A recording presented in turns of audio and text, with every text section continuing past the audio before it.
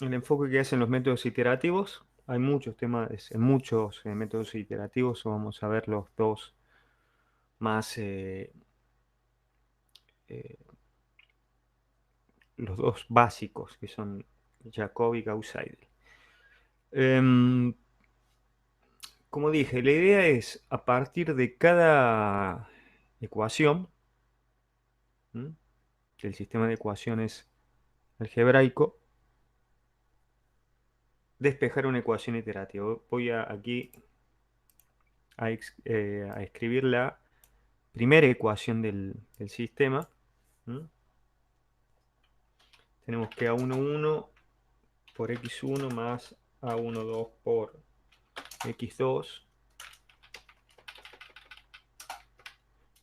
más A13 por x3 es igual a B1. Bien, y de esta ecuación, ¿m?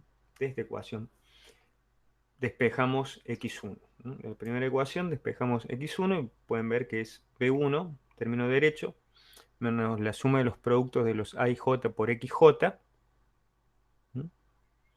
Sobre el coeficiente a y i, en este caso la 1, 1, que multiplica al xi. En este caso, i igual a 1, primera fila. Hacemos lo mismo para cada ecuación. Para la segunda ecuación despejamos la segunda incógnita, para la tercera ecuación la tercera incógnita y para la ecuación n despejamos xn. Entonces nos van a quedar n ecuaciones iterativas donde cada una de las soluciones, ¿m? Miembro izquierdo, depende de las otras soluciones. Entonces se debe proponer una solución inicial para poder calcular por primera vez lo que está en el miembro izquierdo. Una primera aproximación de las soluciones a las incógnitas. Y la diferencia entre uno y otro método dependerá de con qué frecuencia uno reemplaza esas soluciones obtenidas en en el miembro derecho de cada una de las ecuaciones. Ahí está la diferencia entre los métodos, eh, esto ya vamos a volver sobre esto, en los métodos de Jacobi y Gauss-Seidel.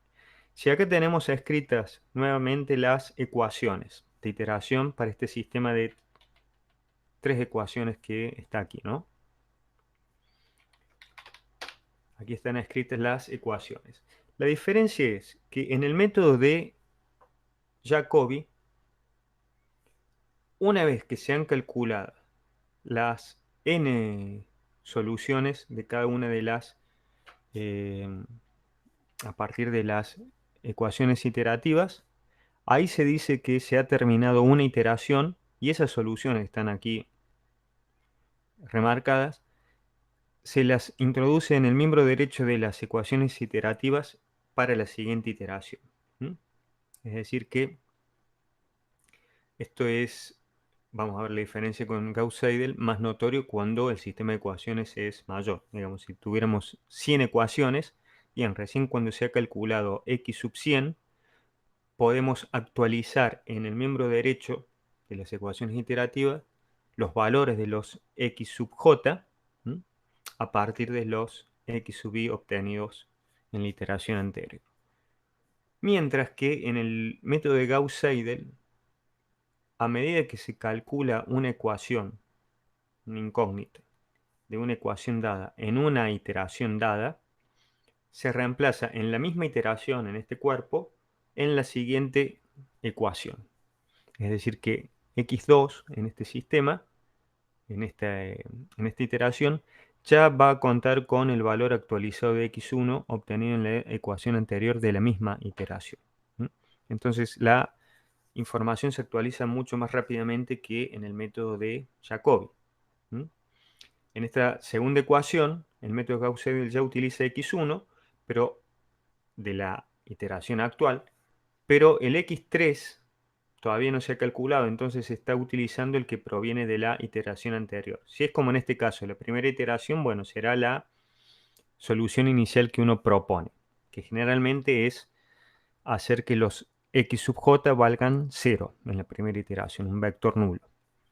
Y en el caso de una iteración dada, bueno, utilizará aquí el valor de x3 de la iteración anterior, porque todavía no se ha calculado en la iteración actual. El último x a calcular en una iteración dada ya utiliza todos los x sub j calculados en esa iteración, como se puede ver acá. ¿Está bien? Entonces, la convergencia, si converge el método, en el método de Gauss-Seidel es un poco más rápida que en el método de Jacobi. ¿Está bien? Para un sistema de tan pocas ecuaciones como lo que vamos a ver acá en el curso, solucionados con la planilla de cálculo, prácticamente no hay diferencia. Pero en un sistema de ecuaciones bastante grandes sí se va a notar la diferencia. ¿Qué ventajas tiene actualmente el método de Jacobi? Que se lo puede programar, recuerden que la idea de esto es programarlos, ¿no? Se lo puede programar de manera paralela, porque fíjense que, por ejemplo, la ecuación x2, aquí, esta, para calcular x2, no depende de x1, ni de x3, ni ninguno de los otros x en la actual iteración. Entonces, esta ecuación la puede resolver un núcleo, esta segunda ecuación otro núcleo, esta ecuación otro núcleo, supongamos fueran 4 ecuaciones, tienen un quad-core. Bueno, cada ecuación es resuelta por un núcleo diferente en cada iteración y luego los resultados obtenidos los reemplazamos en la siguiente iteración. Cada ecuación en una iteración dada es independiente de las otras. En cambio acá sí tienen dependencia. La segunda ecuación ya depende del resultado de la primera. La tercera ecuación ya depende del resultado de la primera ecuación a través de x1 y de la segunda ecuación a través de x2 en la iteración actual. Bien. ¿Alguna duda respecto de los métodos?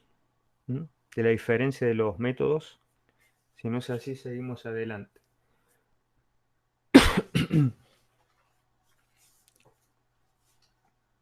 ¿Dudas? Bien. Veamos. La manera formal de escribir esto que está tan, pienso yo, claro en este cuadro comparativo es escribirlo aquí. Para el método de Gauss-Seidel y para el método de Jacobi. Aquí hay muchos subíndices, superíndices. Veamos el caso más simple, que es el método de Jacobi, ¿no? El que recién termina una iteración calculando las nx y recién actualiza los resultados. Fíjense, el miembro derecho, la ecuación xy, supongamos la segunda, que tenemos aquí al pie. En la iteración k, el superíndice entre paréntesis indica la iteración, mientras que el subíndice i es cuál es la incógnita o ecuación que estamos, o ecuación iterativa que estamos usando. Entonces, el xy en una iteración k, supongamos el x2 en esta iteración, que no necesariamente tiene que ser la primera, puede ser una ecuación cualquiera, una iteración cualquiera k, es igual al término derecho que está en esa ecuación, en el término independiente que tiene originalmente la segunda ecuación, la ecuación y, menos la suma de los productos de los a y j por xj, excepto cuando j es igual a i, porque de la ecuación y estamos despejando xy. ¿Estamos? No puede intervenir aquí. Entonces, acá, ¿qué vamos a tener? A y j por xj en las columnas que están a la izquierda de la columna i, y los AIJ por XJ con los XJ que están a la derecha de la columna I. Porque de la columna I, de la diagonal principal, misma fila, misma columna, estamos despejando X sub I. Entonces, en este caso, como estamos en la segunda ecuación de un sistema de 3 ecuaciones, habrá un XJ a la izquierda, que en este caso es X1, y un XJ a la derecha del XI en cuestión. ¿Estamos? Entonces los coeficientes por los XJ, fíjense, J va desde 1 hasta I menos 1, desde la primera columna hasta la columna anterior a donde está XI, y luego retoma desde la columna siguiente a la columna I hasta la última columna. Y esos valores de XJ son los de la iteración anterior, iteración K-1, para aplicar en la fórmula y obtener una nueva aproximación a la solución de XY en la iteración K. ¿Está bien? Ahora, en el caso del Gauss-Seidel, los XJ que están a la izquierda de XY, es decir, las columnas a la izquierda, ya han sido calculados en esa iteración K. Por ejemplo, en esta iteración, supongamos que K vale 1, o supongamos que L es una iteración cualquiera, K. XY de esta iteración está utilizando estos XJ, X1 y X3. Ahora, el valor de J aquí es menor a I. ¿Estamos? Valor menor a I. Y ese ya ha sido calculado en la iteración actual. Por lo tanto, se va a usar, como es el método de Gauss-Seidel, ese valor actualizado. Es decir, que los J, XJ con J menores a I, los que surgen de la ecuación XY, están a la izquierda de XY antes de despejarlo, ya se han calculado en la actual iteración. Por lo tanto, se utilizan esos valores. Mientras aquellos que tienen subíndice J mayor a I, en este caso hay uno solo que es X3, todavía no han sido calculados en esta iteración. Entonces se utilizan los de la iteración anterior. Esa es la diferencia en la escritura formal del método de Gauss-Seidel y de Jacobi. Ya vamos a ver que cuando veamos el algoritmo es mucho más simple. Pero esta es la estructura formal de la fórmula iterativa para calcular una incógnita cualquiera XY en una iteración K. ¿Hasta cuándo se itera? Hasta que las n, hasta que todas las incógnitas tengan un error relativo por debajo de la tolerancia que uno haya prefijado. Entonces, la fórmula de error que vieron para cortar las iteraciones en los métodos raíces, aquí se debe aplicar para cada una de las incógnitas XY, desde la 1 hasta la n. Cuando todas ellas tienen un error relativo aproximado en valor absoluto menor a una tolerancia que uno haya prefijado, recién ahí puede terminar las iteraciones. Cuidado aquí con la nomenclatura, que en esta diapositiva el J es la iteración actual y J-1 la iteración anterior. ¿Estamos? Esta es la nomenclatura que usa el libro, la copiamos aquí. ¿Estamos?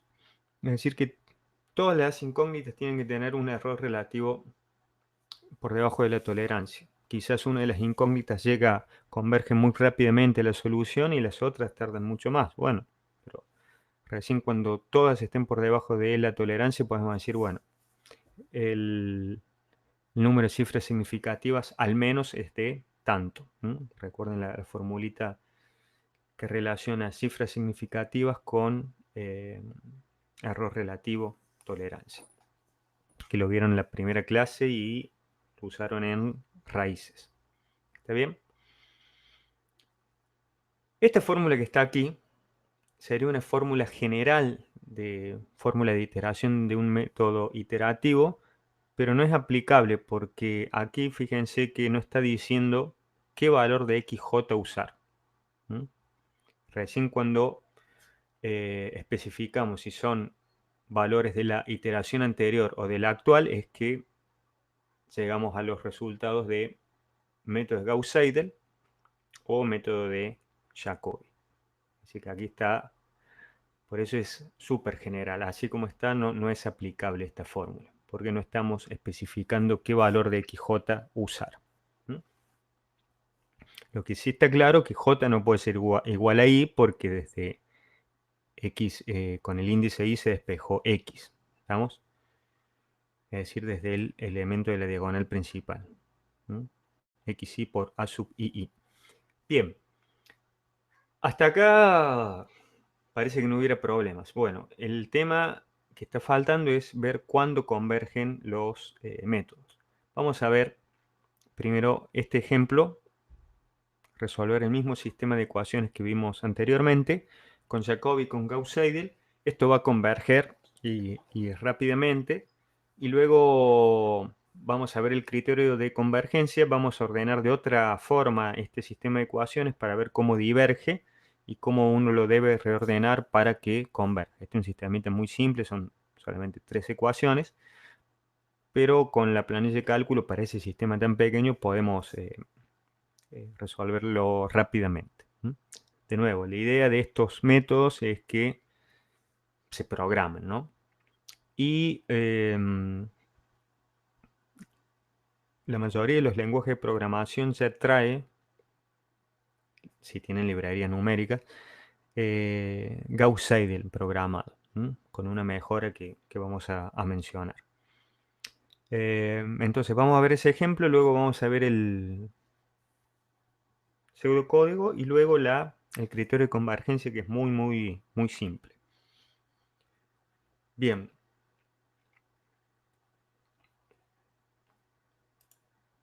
¿Alguna duda hasta acá? Antes de comenzar a ver un ejemplo en Octave ¿para qué cosa? Con Gauss-Seidel. Podemos verlo. Los programitas, sí. Estos programitas los hice en Python. Lo podemos ver en Python, pero con el agregado de una librería numérica que no trae Python por defecto. Y estos pseudocódigos que están acá los vamos a ver en Python. Estos yo los programé hace unos años en Python y vamos a ver cómo funcionan. ¿Está bien? Y luego vamos a ver que en la realidad, para un sistema de muchas ecuaciones, es muy difícil encontrar una condición de convergencia.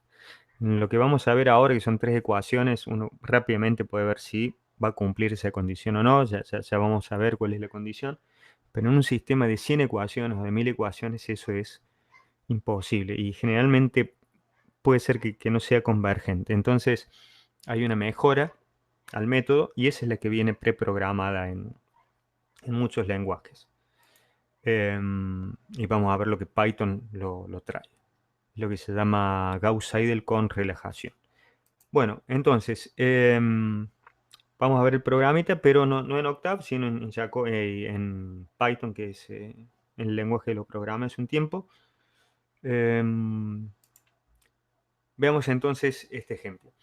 Voy a empezar a trabajar con las planillas que están en el aula virtual, Jacobi y Seidel, respectivamente. Voy a borrar la parte de resolución, así ganamos un poco de tiempo, ¿no? Estas dos planillas, tanto Jacobi como Seidel, están en el aula virtual. ¿Está bien? Están subidas al aula virtual con ese nombre. El sistema que tenemos acá es el mismo que venimos utilizando anteriormente. ¿Estamos? Vamos a borrar todo esto.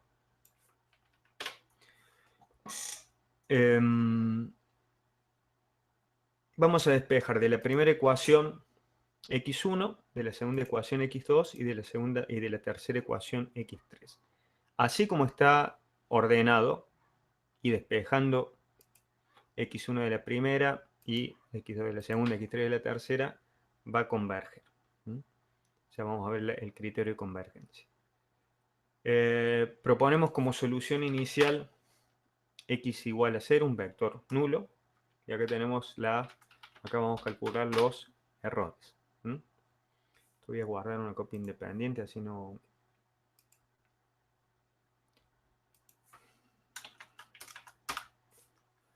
Bien. Comencemos. Bueno, iteración 1, vamos a ver cuántas iteraciones hay. En el ejemplo nos dice cuántas cifras significativas vamos a usar. Déjenme ver con cuántas cifras significativas queremos el resultado. Bien, con 6. A ver si no cuento mal. 6 cifras significativas. ¿Estamos? 5 dígitos decimales y un dígito para la parte entera tiene este problemita. Bien, entonces, comenzamos despejando de la primera ecuación. Entonces, recuerden que acá está esto multiplicado por, que lo puedo poner, bueno, lo voy a poner aquí, x1, x2, x3, ¿no? O sea que esta matriz multiplicado al vector incógnita da como resultado el vector derecho, ¿no? Entonces, en la primera fila, respectivamente, estos tres coeficientes multiplican a estas tres incógnitas. Entonces, 3 por x1 es igual al miembro derecho menos a12 por x2 menos a13 por x3. Es decir, pasamos el producto de estos dos valores por estos dos al miembro derecho y todo eso lo dividimos por a sub 1, 1. Tengan a mano si quieren ahí las formulitas estas de iteración. Entonces, escribimos la fórmula de iteración para la primera ecuación. Miembro derecho. Recuerden que esto después vamos a arrastrar las fórmulas. Por lo tanto, en todas las partes donde aparezcan los coeficientes de las ecuaciones o aquí los términos independientes tienen que estar en formato fijo. Entonces, tenemos B1 menos la suma de productos, abrimos paréntesis, de A12 de los AIJ por los XJ. En este caso sería A12 fijo por X, perdón, esto sería X2.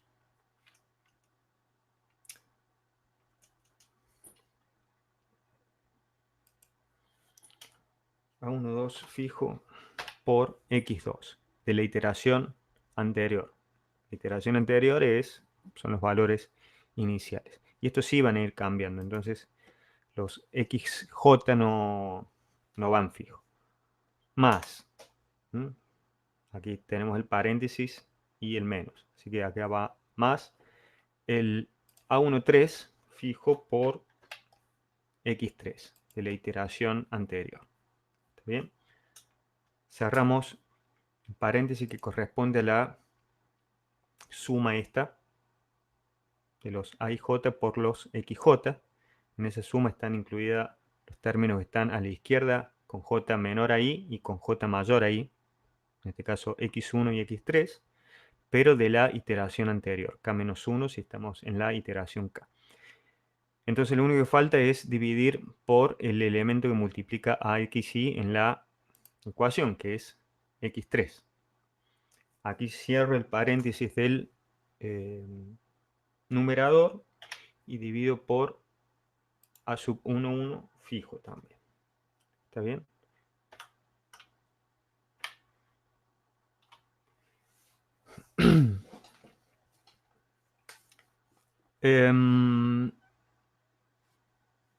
Fíjense que en el caso en la primera iteración uno puede ver si los resultados están bien. ¿Estamos? Porque tanto x2 como x3 valen 0. Entonces, en la primera iteración, el resultado va a ser de B1 sobre A11. 785 sobre 3 es un poquito más de 2, 261. Para ahorrar un poco de tiempo, lo que uno puede hacer es, a ver, no. Hay dos formas. O copian la fórmula en la siguiente celda y luego cambian las celdas a las que apunta la fórmula de manera interactiva o tipean la fórmula desde cero. Voy a hacer eso para que no se haga tanto barullo. Bien, la segunda ecuación. En la segunda ecuación despejamos desde este término. Entonces, en la segunda ecuación el numerador va a ser B2 menos la suma de los productos de A y J por XJ. En este caso va a ser A21. Acá, perdón, esto tiene que ir fijo. Y la celda donde va A21 también. A21 por X1, variable, más A31, fijo, F4, Shift F4, dependiendo de la versión que tengan, por X3 de la iteración anterior. Cerramos la suma de productos, el paréntesis que corresponde a la suma de productos, el paréntesis del numerador, y dividimos por el coeficiente que multiplica a X2 en la segunda ecuación.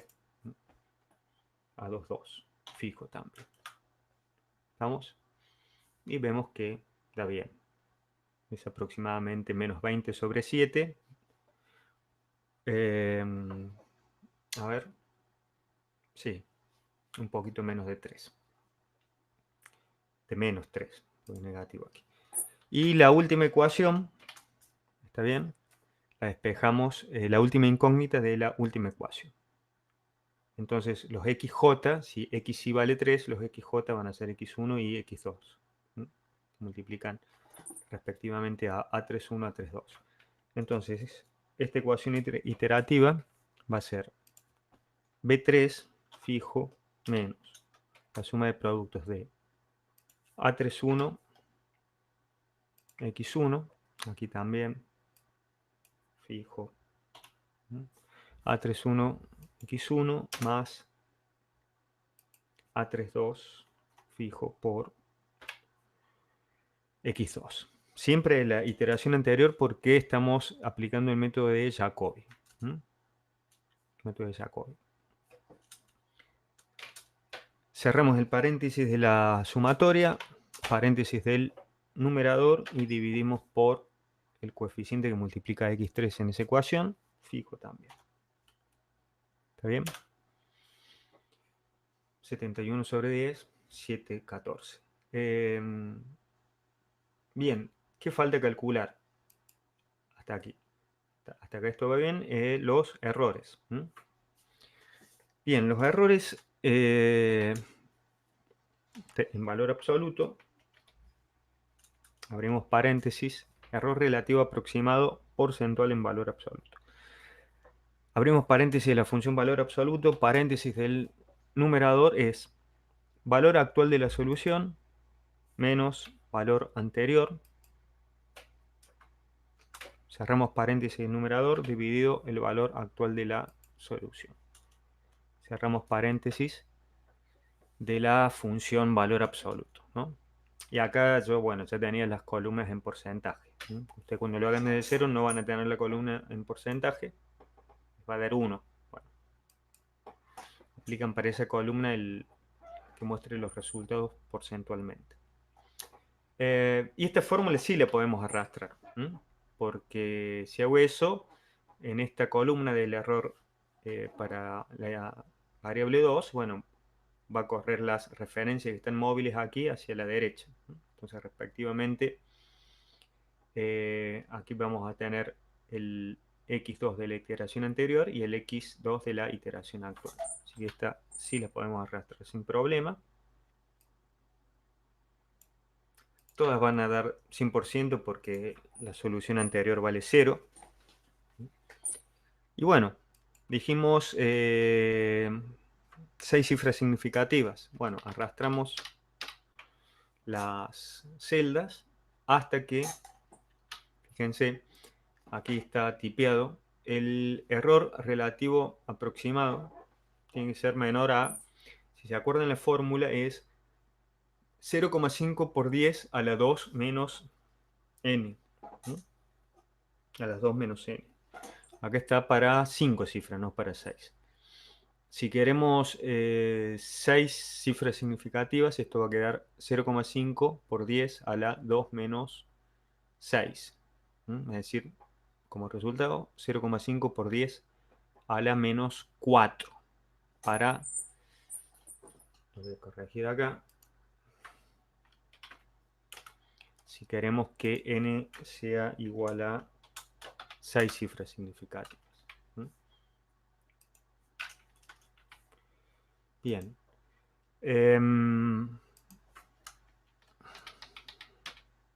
Entonces arrastramos, vamos a ver hasta aquí donde da. Vamos a mostrar con más dígitos estos resultados. Veamos, se tiene que cumplir esto. Esto lo voy a poner por acá de manera literal.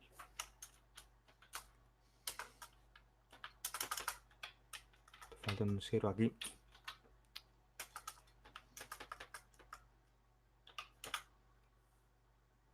¿Estamos? Bueno. 0,5 por 10 a la menos 4 es lo mismo que 5 por 10 a la menos 5. Es decir, 4 ceros a la izquierda del 5 antes del separador decimal. Veamos. Fíjense, por ejemplo, en la iteración 5 todavía ninguna de las incógnitas ha alcanzado un error por debajo de la tolerancia. La incógnita 2 está muy cerca, pero todavía no llegó.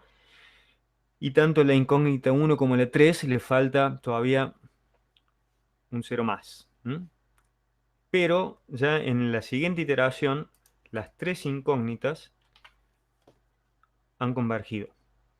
Fíjense que en este caso tenemos 0,4, o bueno, vamos a utilizarlo desde el entero. 4 por 10 a la menos 5, 4,5 por 10 a la menos 5, y acá tenemos 1,1 por 10 a la menos 5. Es decir que al pasar de esta iteración de la 5, donde todavía ninguna de las soluciones había llegado a tener un error por debajo de la tolerancia, a esta, las 3 han convergido. No siempre va a ser así. Hay veces que una va a llegar y las otras incógnitas deberán hacer más iteraciones para seguir convergiendo y que lleguen a estar por debajo de la tolerancia. Acá lo que estamos mostrando en pantalla son los resultados con muchas cifras significativas, y de acá, bueno, vamos a cortar hasta expresar con 6, que era lo requerido. Es decir que vamos a copiar estos resultados con 6 cifras. 6 cifras significativas. 5 dígitos decimales y uno entero en este caso, ¿no? Recuerden que es el total de cifras significativas, de dígitos representativos. Si acá hubiera parte entera ya con, en el orden de las decenas, bueno, este número le quedarían 4 dígitos decimales. Entonces, sigue siendo ineficiente porque fíjense que uno tiene que escribir cada una de las fórmulas para resolver un sistema de ecuaciones con planilla de cálculo, ¿no? Es un poco menos engorroso que el caso de los métodos de iteración, ¿no?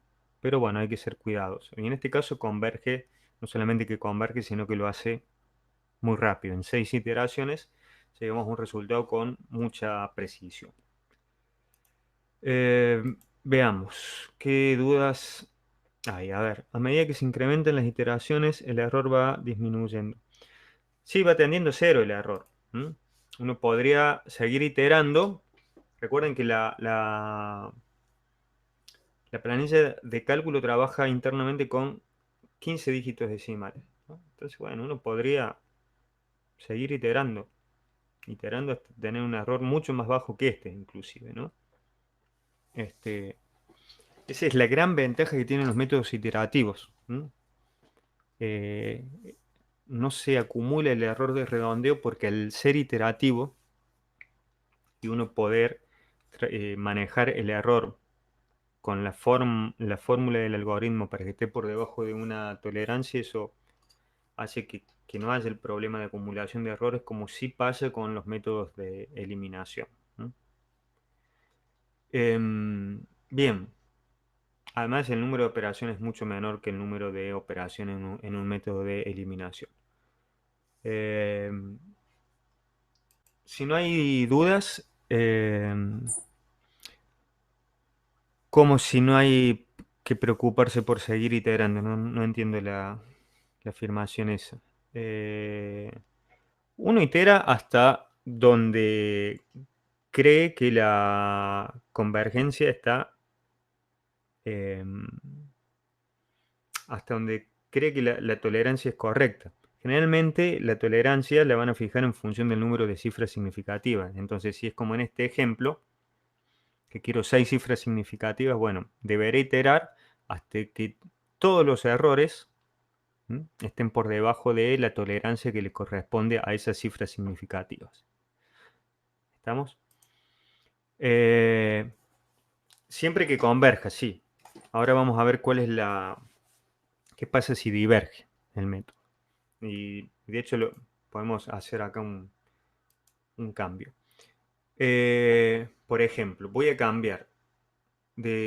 intercambiar la fila 2 y la fila 3.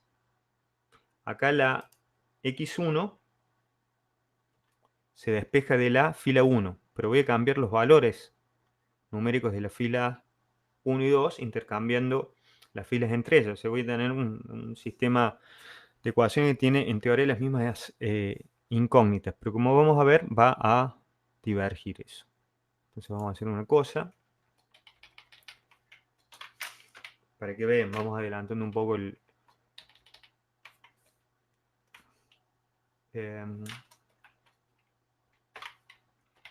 todo aquí. Y era esto.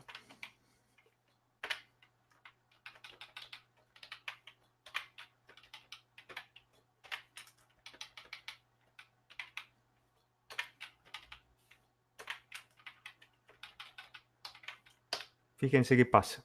Lo único que hice fue intercambiar la fila 1 con la fila 2. Y las fórmulas de iteración se basaron x1 se despejó igual que antes a partir de la fila 1, x2 de la fila 2 y x3 de la fila 3. Al hecho de haber cambiado, fíjense lo que pasa con los errores. Van aumentando. En este caso, si uno sigue iterando, no va a converger nunca. Y es más, si cambio de lugar aquí la fila 3 ya totalmente diverge. Entonces vamos a ver que uno antes de aplicar la fórmula iterativa tiene que chequear que se cumpla una condición para que converja el método.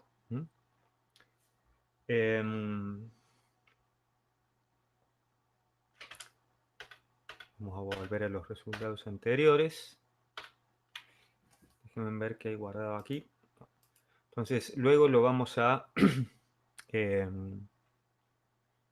mencionar eso. Pasamos ahora a la fórmula, al método de Gauss-Seidel.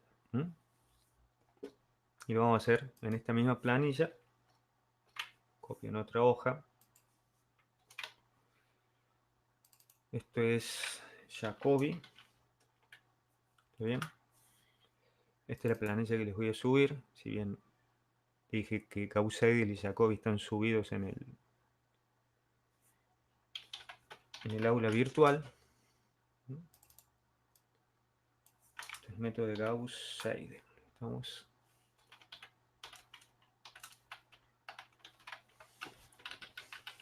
Bien. Veamos en qué cambia, ya que tenemos las fórmulas aquí, prácticamente la escritura de las fórmulas. Veamos x1. Dijimos que el método de Gauss-Seidel utiliza los xj, aquellos xj con índice menor a i ya han sido calculados en la iteración actual. ¿Mm? ¿Estamos? Son los que en la ecuación aparecen en esa fila a la izquierda, que provienen de los términos a la izquierda de xy. Y los xj con j mayor a i, es decir, aquellos que provienen de la ecuación, de los términos de la ecuación que están a la derecha del término xy, donde se despejó la incógnita, todavía no han sido calculados. Y eso lo veíamos acá, por ejemplo, ¿no? Si i vale 2, bueno, xj con j igual a 1 ya ha sido calculado en esa iteración en la ecuación anterior, mientras que j igual a 3 todavía no ha sido calculado. Se utiliza el que viene de la iteración anterior. Entonces, acá, siempre la primera ecuación a la izquierda no tiene ningún término. Si uno despeja de la primera ecuación x1. Por lo tanto, todos los xj tienen j mayor a i. Es decir, concretamente en este sistema de tres ecuaciones, x1 depende de x2 y x3 y esos subíndices son mayores a 1. Por lo tanto, no cambia la fórmula respecto de la de Jacobi para la primera incógnita, nada más. ¿Qué pasa con la segunda incógnita?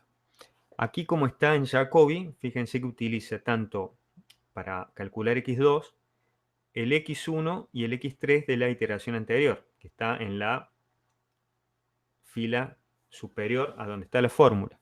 Bueno, en la iteración actual, si yo estoy calculando x2, x1 ya lo he calculado, mientras que x3 todavía no.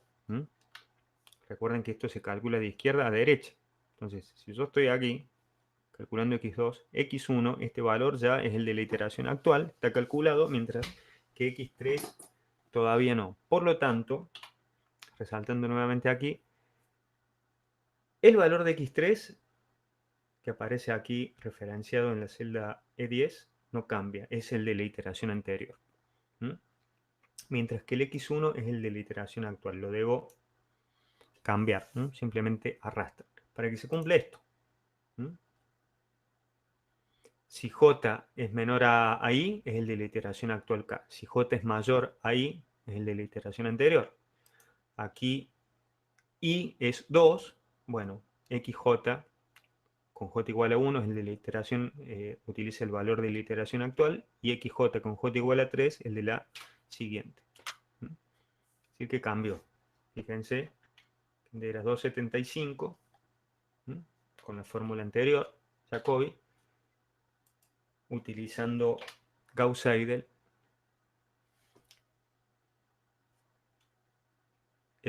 hay un cambio. Y acá tenemos el caso donde hay solamente tres ecuaciones. Por lo tanto, si i vale 3, que es la última incógnita, todos los j deben tener valores numéricos menores a 3.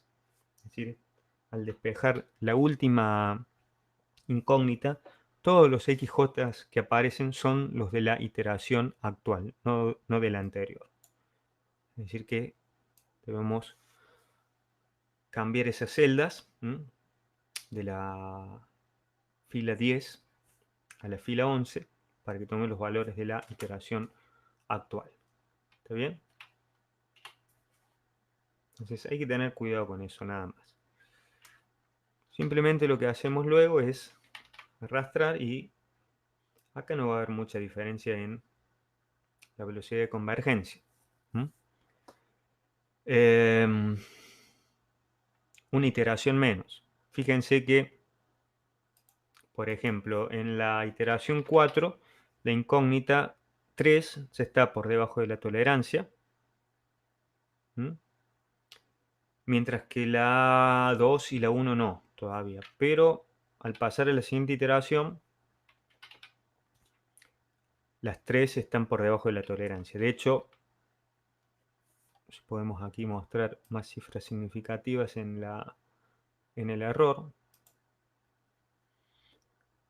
tanto la incógnita 2 como la 3, no solamente están por debajo de esta tolerancia, sino que varios órdenes de magnitud más. Por ejemplo, X, el error relativo para X2 es 1 por 10 a la menos 6. ¿Estamos? Pero este recién está en 1 por 10 a la menos 5. Es decir que recién ahí se han alcanzado las convergencias para todas las incógnitas que cumplen que estén por debajo de esta tolerancia, y los resultados se deben expresar con el de mayor número con el mayor error, es decir, con cifras significativas igual a 6 para todos los resultados. Sí, bueno, ha convergido un poco más rápidamente que que el método de Jacobi, en este caso una iteración menos, pero bueno, es un sistema muy pequeño. Para un sistema de ecuaciones grandes sí se nota la diferencia. ¿Está bien? ¿Alguna duda respecto de la aplicación de un método y del otro? Si no es así, pasamos a ver, sí, Gauss-Seidel es más eficiente. Es más eficiente que Jacobi. Veamos la condición de convergencia. Y antes de ver la condición de convergencia, vemos el pseudocódigo, van a ver que si bien esto es un poco engorroso, estas expresiones, la diferencia en el pseudocódigo es ínfima. De hecho, es un solo carácter, una sola expresión la que cambia. Vemos el pseudocódigo de Gauss-Seidel. Tengan a mano ahí, si quieren, en la diapositiva de la formulita de iteración. Uno lo que tiene que hacer es iterar hasta que el error esté por debajo de la tolerancia, mientras el error esté por debajo, mientras el error sea mayor a la tolerancia y las iteraciones estén por debajo del número de iteraciones máximo, que uno prefije eso, bueno, itera. Luego de haber inicializado los valores, o sea, leer la matriz A, el vector B, el número de filas, vamos a tener dos vectores. Uno va a ser el vector X, donde va a estar la solución en la iteración actual, y otro vector X, donde va a estar la solución en la iteración anterior. Y obviamente ambos tienen tamaño n, longitud n. Para poder entrar aquí debemos prefijar un valor del error relativo aproximado grande. Por defecto uno le pone valor infinito, de manera que asegurarnos que vamos a ingresar al ciclo de repetición while. Entonces, lo primero que hacemos es guardamos el valor de x en x anterior, porque el valor de x, que está aquí, si bien acá arrancamos en 0, nos va a servir para el cuerpo de la iteración, que cuando comencemos otra iteración, si fuera necesario, los valores obtenidos en la iteración anterior se guardan en el vector x anterior. ¿Estamos? ¿Por qué? Porque el x va a ser sobrescrito para calcular las soluciones en la iteración actual.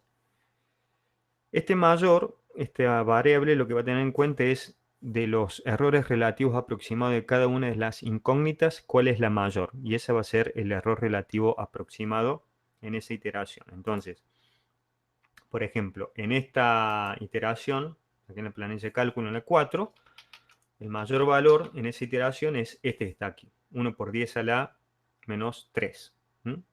Entonces, toma como error relativo aproximado este valor.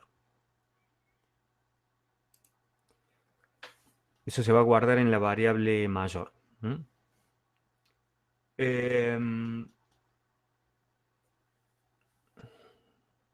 Bien.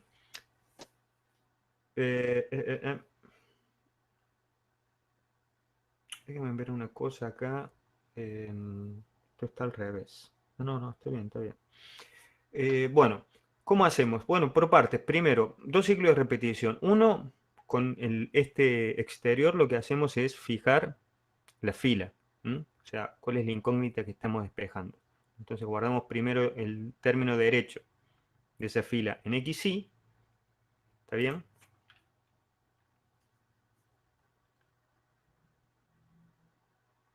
Guardamos el término derecho en XY. Y luego hacemos la suma de productos de los AIJ por XJ. Y acá es donde viene la ventaja de la programación. Porque los XJ que vas a utilizar son los que están guardados en memoria. Si XJ ya se ha calculado en la iteración actual, bueno, utiliza un valor actualizado, y si no es el caso, como es de los J mayores a I, bueno, utilizará los de la iteración anterior, pero no nos hace falta en la programación estos superíndices. Va a utilizar los valores que están guardados en memoria.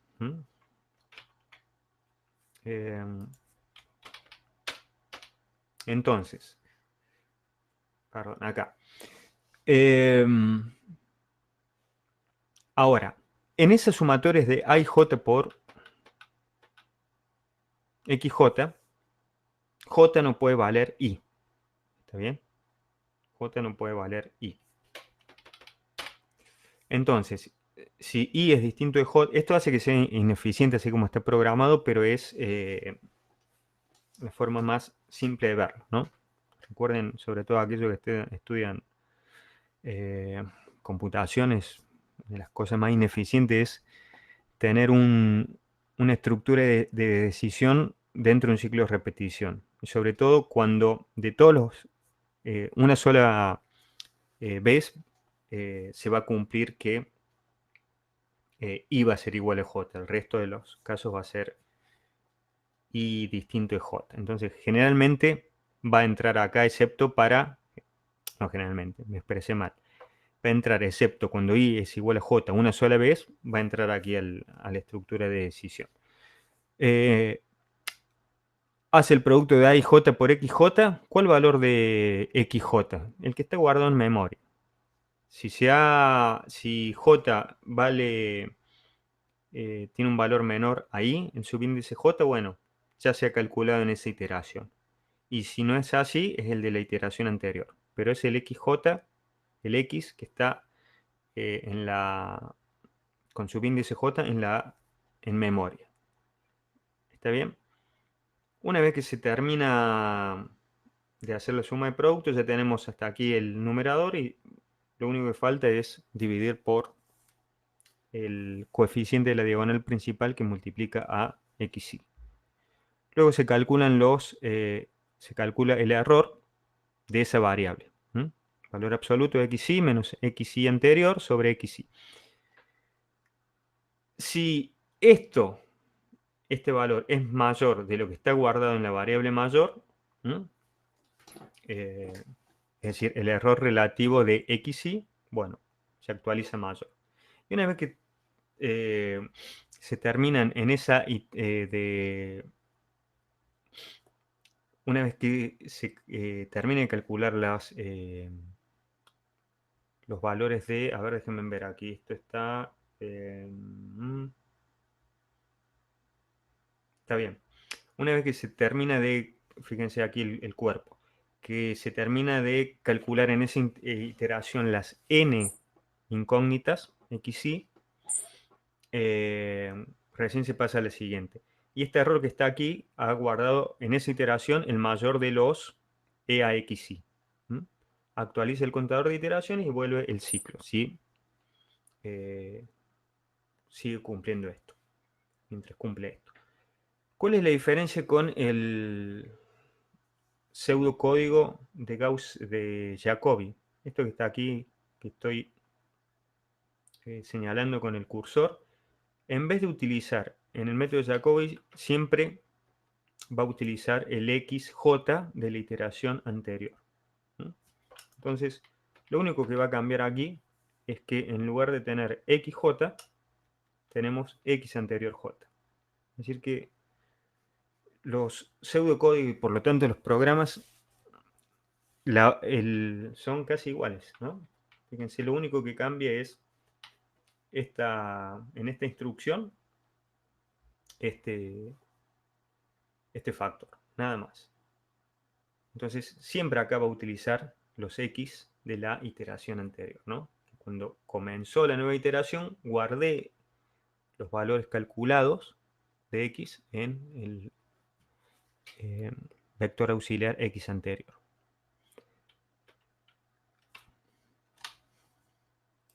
¿Alguna duda? Son dos foranidados. ¿Dónde está? Este que está aquí es un while. Entonces repite mientras se cumple esto y dentro del ciclo while tiene dos foranidados. Uno para fijar cuál incógnita estamos despejando y el que está el interior es para hacer la suma de producto de los IJ por XJ.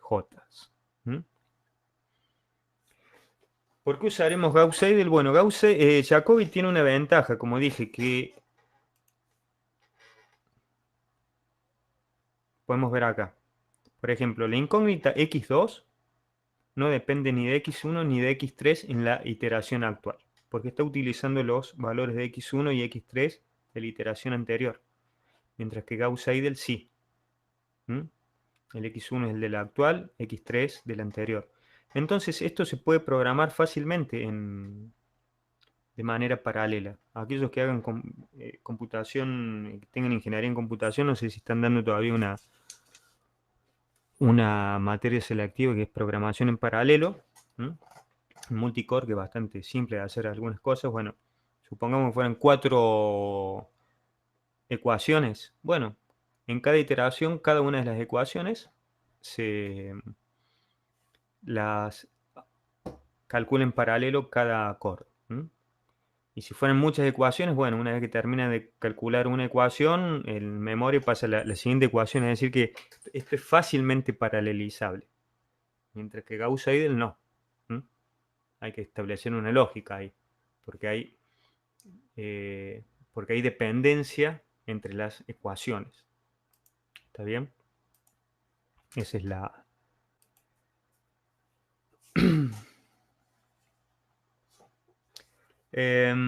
Para matrices muy chicas, vamos a ver cuál es la ventaja ahora de Seidel.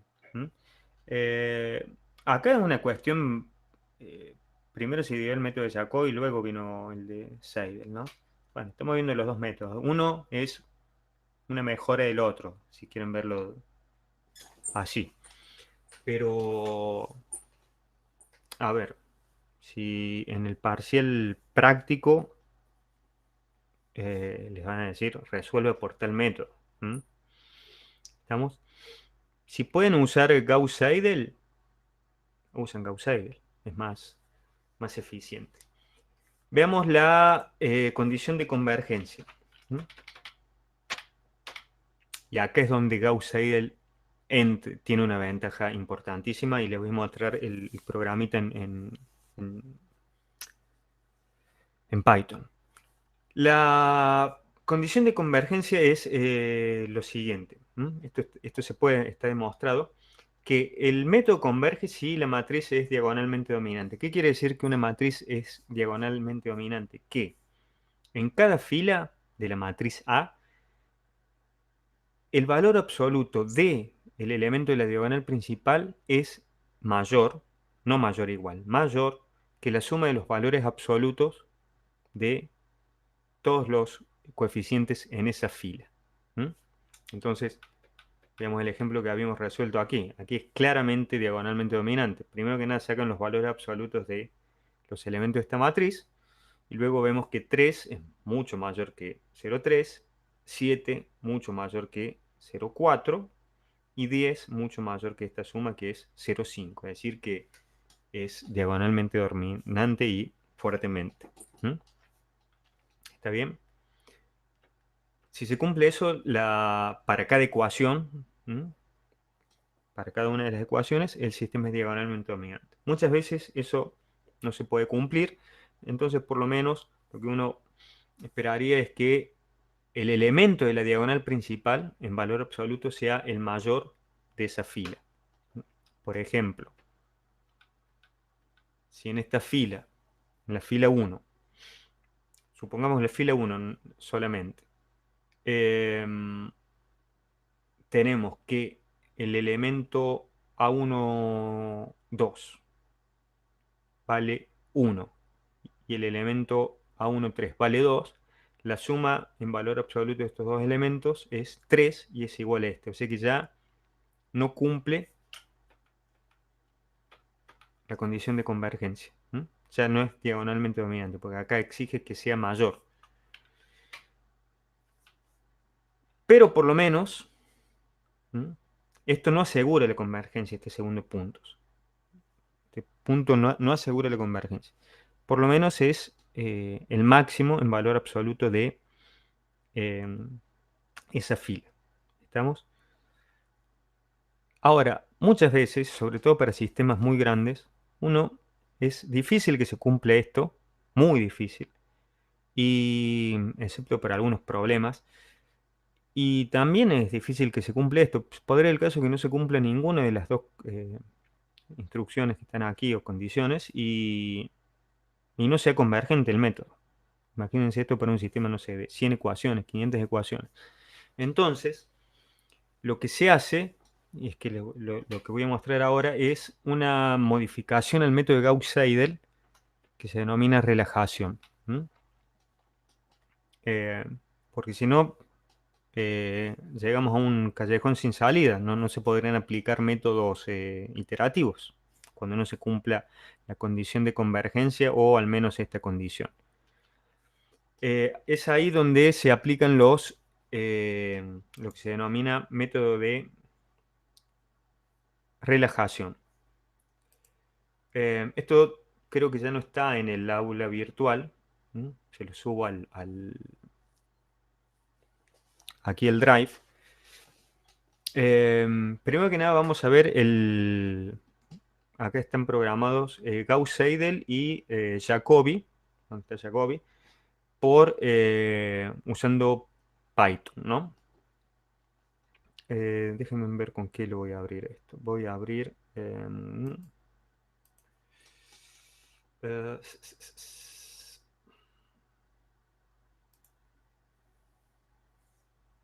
eh, no. Voy a abrir... Vamos a ver... No sé cuánto tardará en abrir el... ¿Dónde está?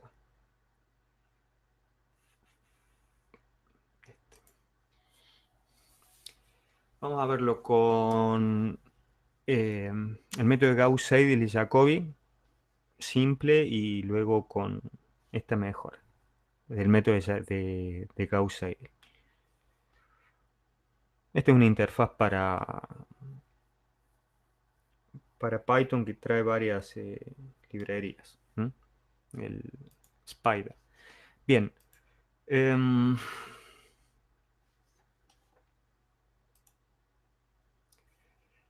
¿Dónde estamos?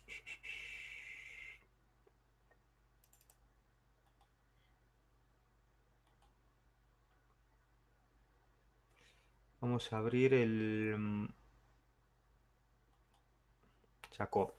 Lo que tienen acá es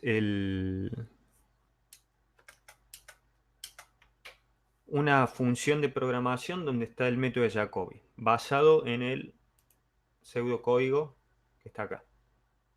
¿Estamos? Prácticamente transparente, ¿no? Tienen un while, este while que está aquí. Acá la tolerancia la llamé T y K es el contador de iteraciones. ¿Está bien? Un número de iteraciones máximo de 100 es altísimo. Bueno, acá fíjense que por ejemplo, esto por detrás está lo que se llama la librería numérica Python. Entonces uno puede llamar a una función que se llama ceros y pasarle un argumento donde construye un vector con tantos ceros como sea el valor de n. Entonces x va a guardar el valor solución y xb la solución de la iteración anterior. Acá se hace una copia de x en xb para no pisar el valor, o se puede hacer acá utilizando lo que se conoce como método. Y acá tenemos los dos ciclos for. Con el externo lo que hacemos es fijar cuál incógnita estamos despejando, y con el interno hacemos la suma de productos de los AIJ por los XJ. En este caso, como estamos en el método de Jacobi, utilizamos el X anterior, lo que acá era X ant. ¿Está bien? Siempre que sí y es distinto de J. Es decir, que es prácticamente el pseudocódigo que está aquí. Bueno, esta función requiere como argumento la matriz A, el vector B, el número de ecuaciones y la tolerancia. Y lo que devuelve como resultado es el vector solución y el número de iteraciones. ¿Está bien? Esto lo podemos llamar desde un programa principal, que en este caso se llama ejemplo de Jacobi, donde ya he ingresado la matriz A y el vector B para que sea más simple para no ingresarlo ahora por tipeándolo, ¿no? Entonces acá es donde desde este programa principal he importado la función que había programado. Acá tenemos la matriz A, que es del tipo, no es una lista como viene por defecto en Python, sino que es un arreglo. Y esto no está nativo en Python, sino está en la librería NumPy. Entonces de NumPy se importa la clase arreglo. Y el vector B. ¿Estamos? Hay una función que se llama size, donde uno le pasa el arreglo y, en este caso, el número de filas, en el sentido de las filas, bueno, y determina cuántos elementos hay en esa dirección. La tolerancia acá la he fijado para 5 cifras significativas. Y acá llamo a la función, ¿no? Pasándole A, B, N y la tolerancia, y lo que me va a devolver como resultado es el vector solución y el número de iteraciones, y luego lo muestro en pantalla. Entonces, acá lo podemos correr. Aquí se lo corrió.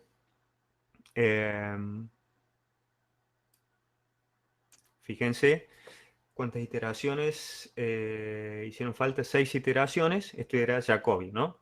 Es decir, que el resultado que está acá es el que está en la planilla de cálculo. Nada más que aquí está con para 5 cifras significativas. No lo voy a modificar acá porque si no voy a modificar voy a sobreescribir el original que tengo. Pero pueden ver que, bueno, la idea de los métodos numéricos es esto. En el método de Jacobi, en el método de Gauss-Seidel, como consecuencia del pseudocódigo que vimos recién, lo único que cambió es esto, está resaltado ahí. En Jacobi era, ¿dónde está? El X anterior, que acá es XB, X viejo, y en Gauss-Seidel es el XJ, con lo que esté guardado en XJ. Si J es menor a I, serán los de la iteración actual. Si no lo es así, los de la iteración anterior.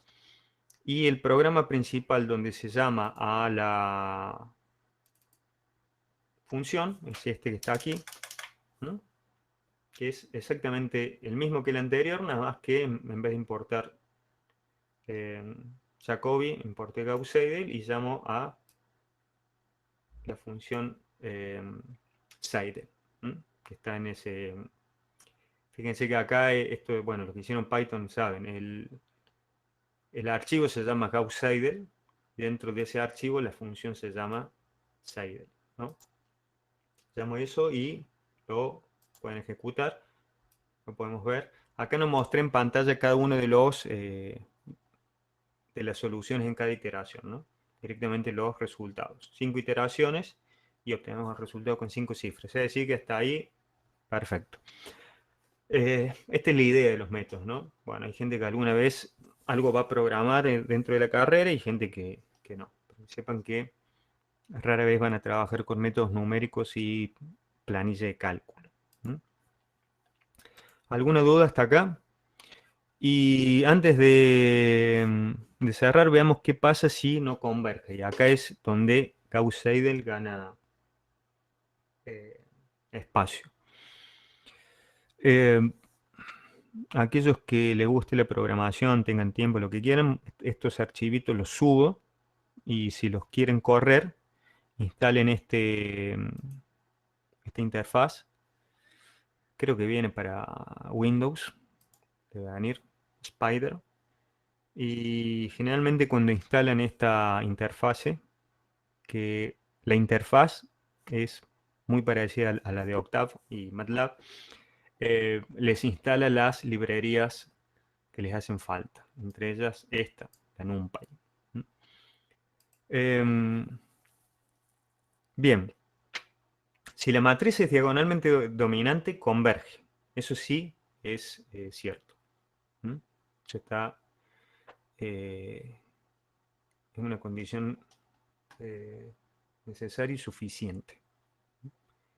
Bien, veamos qué pasa si, y acá es donde, déjenme ver, voy a abrir ¿dónde está? Acá. ¿Qué pasa si no converge el método, ¿no? Si no se cumple ni que es diagonalmente dominante, ni que ni la otra condición. No tiene nombre. Por lo menos que cumple que sea el elemento de mayor valor absoluto en esa fila. Lo que se puede dar el caso, ¿no? Y ahora vamos a ver un ejemplito con este sistemita tan pequeño, pero casos que divergen. Lo que se hace es lo siguiente. Tenemos el mismo cuerpo de, voy a abrir aquí, de Gauss-Seidel. Tenemos el mismo programa, pero lo que hacemos es lo siguiente.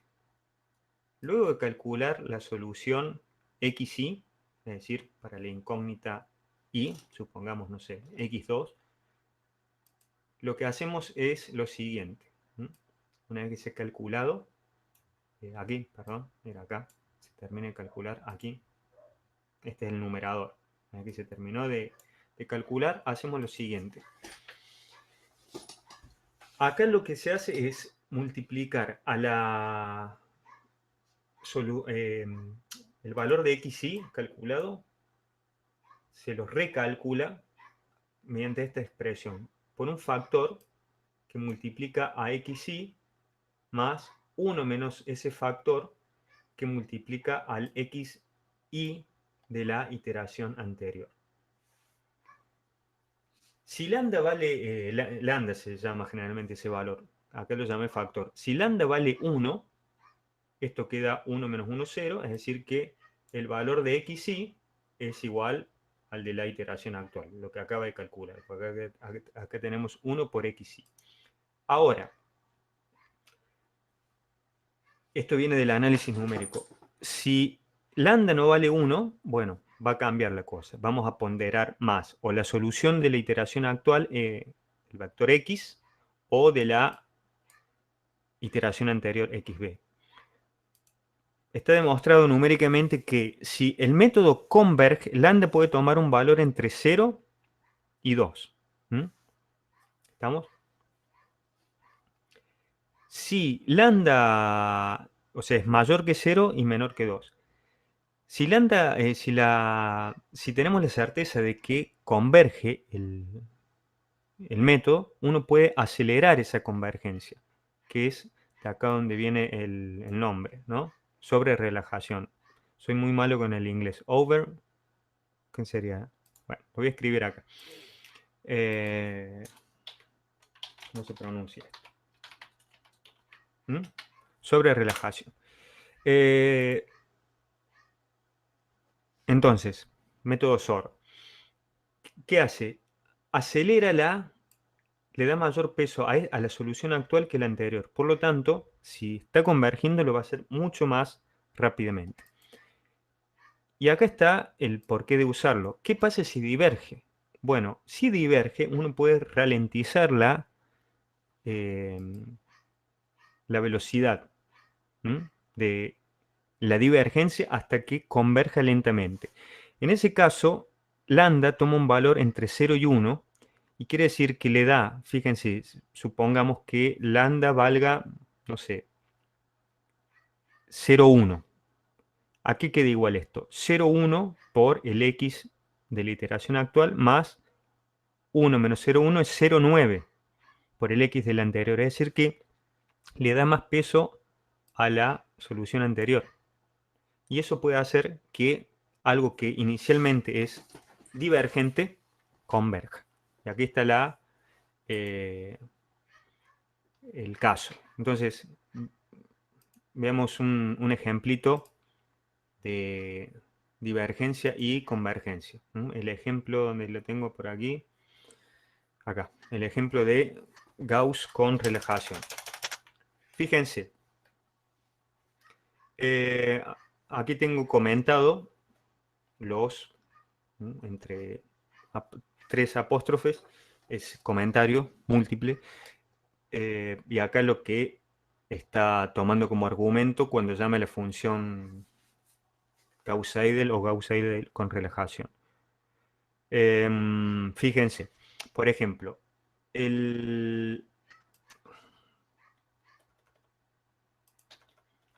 supongamos que ponemos este sistema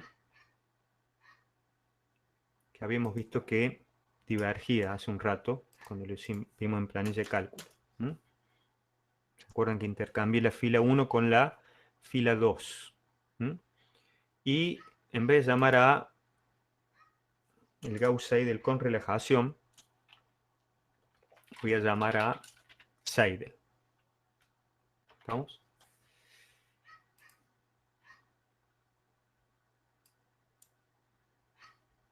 Fíjense qué pasó. En 4 iteraciones se fue al infinito. Falló el método. En 94 iteraciones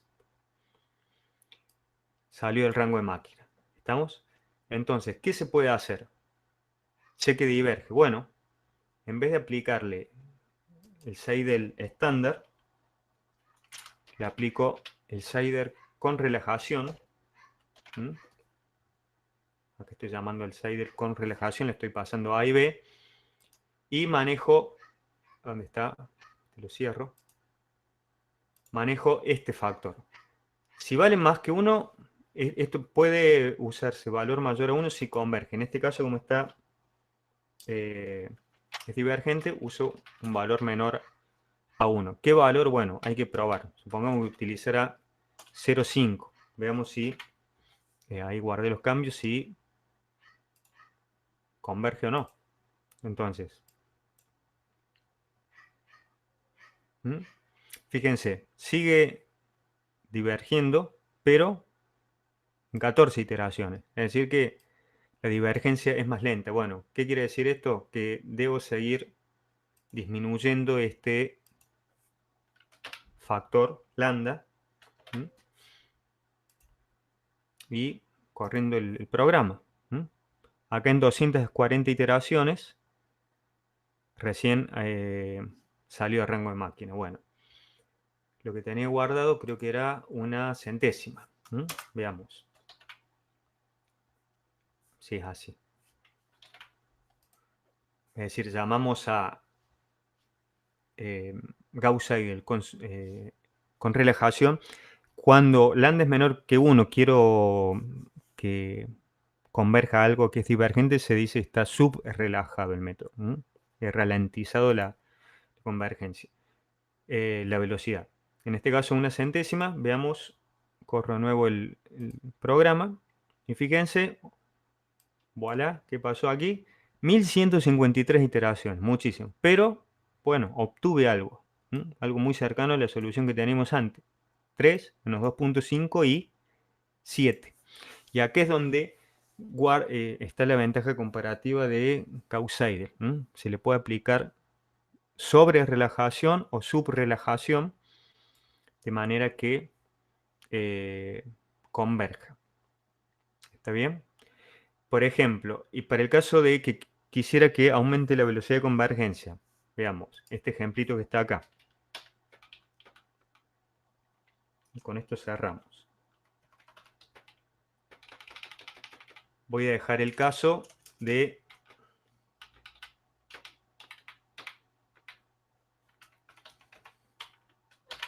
una... perdón, esto es aquí.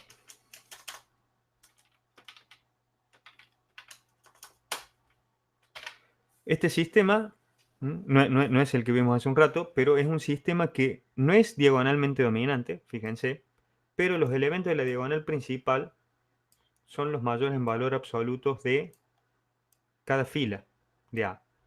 ¿Converge? A priori uno no lo puede saber eso. Bueno, la única forma de saberlo es aplicando el método.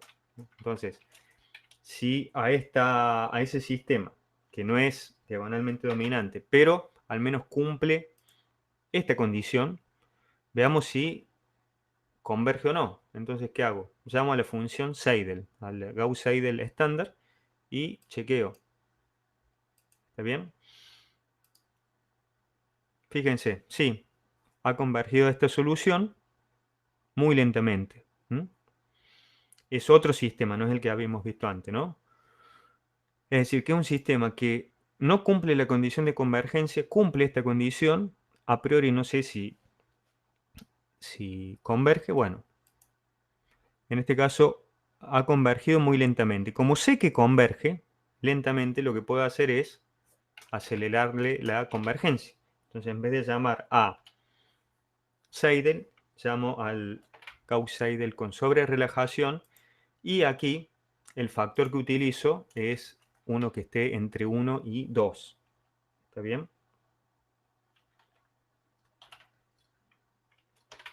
Aquí he escrito 1.5. Debería converger a una solución que parece que es 23, 30 y menos 36, respectivamente para x1, x2 y x3, pero en menos iteraciones que lo que está aquí, que son 208. Bueno, veamos si es cierto. Y sí, ha convergido a la misma, una solución muy similar. Fíjense que al menos hasta el tercer dígito decimal tenemos los mismos valores, pero en un número de iteraciones igual a 56, la cuarta parte. Entonces extrapolen esto a un sistema de ecuaciones muy grande. Es decir, que la ventaja en tiempo puede ser enorme. Redondeando, el método de Gauss-Seidel se le puede aplicar esta mejora que se denomina relajación para hacer que algo que no es convergente, un sistema que no es convergente, sea convergente, y algo que es convergente que aumente la velocidad de convergencia. ¿Estamos? A ver. Y Jacobi no, a lo mejor se puede aplicar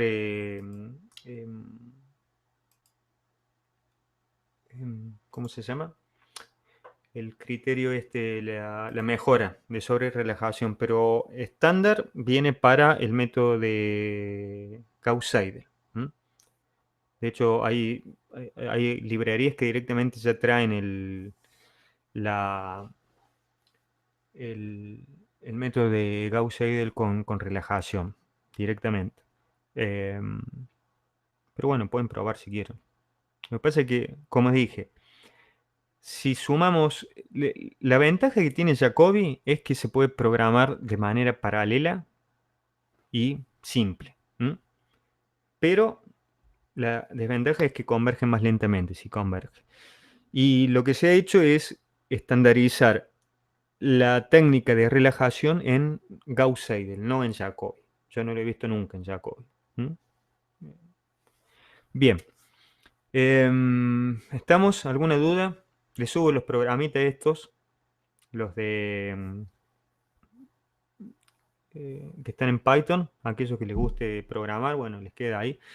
Pero bueno, la evaluación práctica, cuando se haga en junio, va a ser con planilla de cálculo, ¿no? Y los parciales, bueno, ya va a subir el profesor, el ingeniero Weber. Déjenme ver. Corto aquí la clase, la grabación.